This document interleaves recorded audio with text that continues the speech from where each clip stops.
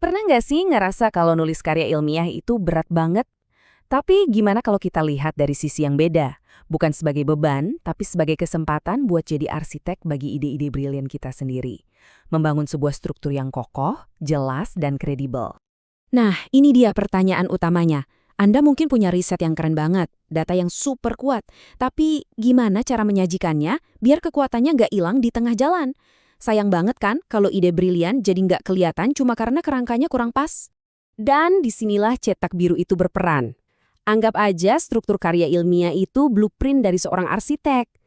Ini adalah panduan langkah demi langkah yang memastikan setiap bagian ada di tempat yang tepat, menciptakan sebuah bangunan pengetahuan yang kuat dan mengesankan. Oke, ini dia peta perjalanan kita. Kita bakal mulai dari kenapa blueprint ini penting banget buat kredibilitas, terus gimana cara bikin kesan pertama yang bagus, lalu masuk ke argumen intinya, kasih sentuhan akhir, dan terakhir, ada 3 aturan emas dari sang arsitek. Pertama-tama, kita perlu paham dulu. Kenapa sih fondasi ini sepenting itu? Struktur itu bukan cuma soal rapi-rapihan loh. Ini soal membangun kepercayaan, membangun kredibilitas, langsung dari halaman pertama. Jadi, poin krusialnya adalah ini. Seperti yang dikatakan sumber kita, struktur yang bagus itu bikin alur pikiran kita mengalir dengan lancar. Ini membuat karya kita nggak cuma gampang dimengerti, tapi juga meyakinkan. Ini benar-benar jadi tulang punggung argumen kita. Secara umum, bangunan kita ini punya 3 fase konstruksi utama.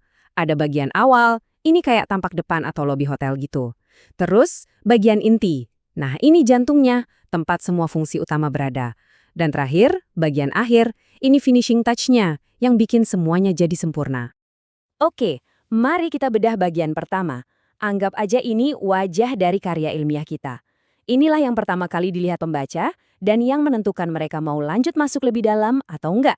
Semuanya dimulai dari sini. Di halaman judul, ini jabatan tangan pertama Anda dengan pembaca. Jadi harus jelas, profesional, dan benar-benar mencerminkan apa yang ada di dalamnya. Desain yang rapi itu langsung ngasih kesan kredibilitas. Nah, bagian yang sangat menarik dari sini adalah abstrak.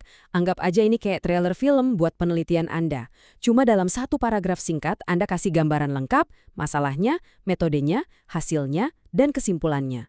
Tujuannya jelas, bikin pembaca pengen nonton filmnya sampai habis. Selanjutnya ada lembar pengesahan. Mungkin kelihatannya cuma formalitas ya. Tapi jangan salah, ini adalah stempel validasi resmi. Tanda tangan dari pembimbing dan penguji itu bukti kalau karya Anda udah lolos saringan ketat dan diakui secara akademis. Dan terakhir di bagian awal, kita punya alat navigasi. Daftar isi, daftar tabel, dan daftar gambar itu ibarat peta buat pembaca Anda. Ini membantu mereka menavigasi bangunan yang udah Anda bikin dengan mudah, jadi mereka bisa nemuin informasi spesifik dengan cepat. Oke, bagian depannya udah beres. Sekarang, waktunya kita masuk ke dalam, membangun inti dari argumen kita. Disinilah dagingnya, jantung dari penelitian Anda. Setiap bangunan yang kuat pasti butuh fondasi yang kokoh kan? Nah, di karya ilmiah, fondasi itu adalah pendahuluan. Anda mulai dengan latar belakang buat ngasih konteks, terus mengerucut ke rumusan masalah yang spesifik, dan diakhiri dengan tujuan yang jelas. Ini ngasih tahu pembaca kenapa penelitian Anda penting dan layak dibaca sampai tuntas. Nggak ada bangunan yang berdiri sendiri. Begitu juga penelitian. Tinjauan pustaka ini buktinya. Ini bukan sekedar daftar bacaan ya.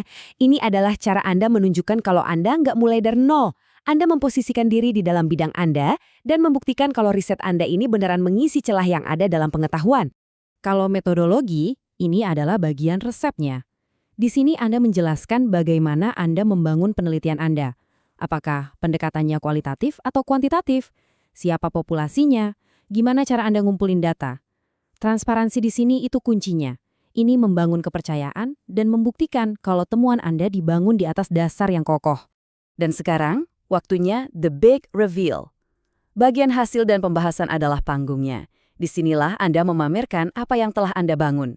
Disinilah Anda menyajikan temuan inti dari kerja keras Anda. Cara penyajian di sini itu penting banget. Anda nggak cuma ngelempar data mentah, Anda sajikan secara sistematis, pakai visual seperti tabel dan grafik biar jelas. Dan yang paling penting Anda analisis. Apa arti dari data ini? Gimana nyambungnya sama tinjauan pustaka Anda? Disinilah data berubah jadi wawasan dan kontribusi unik Anda benar-benar bersinar. Bangunan utama kita sudah berdiri kokoh. Sekarang waktunya untuk sentuhan-sentuhan akhir, detail yang melengkapi keseluruhan struktur dan membuatnya siap untuk dihuni. Kesimpulan itu merangkum pencapaian seluruh proyek Anda.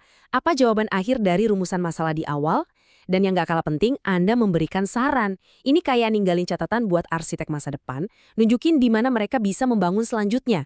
Ini kesempatan terakhir Anda untuk menegaskan lagi pentingnya karya Anda. Ingat, integritas akademis itu segalanya. Daftar pustaka adalah cara Anda menghargai para pemikir yang karyanya Anda gunakan, sekaligus menunjukkan kalau Anda bagian dari percakapan akademis yang lebih besar. Sementara itu, lampiran adalah tempat yang pas buat data-data tambahan biar nggak mengganggu alur utama tulisan Anda. Jadi, setelah kita lihat seluruh proses pembangunan, mari kita simpulkan dengan 3 aturan kunci dari sang arsitek ahli. 3 kiat yang bakal memastikan hasil akhir Anda berkualitas tinggi.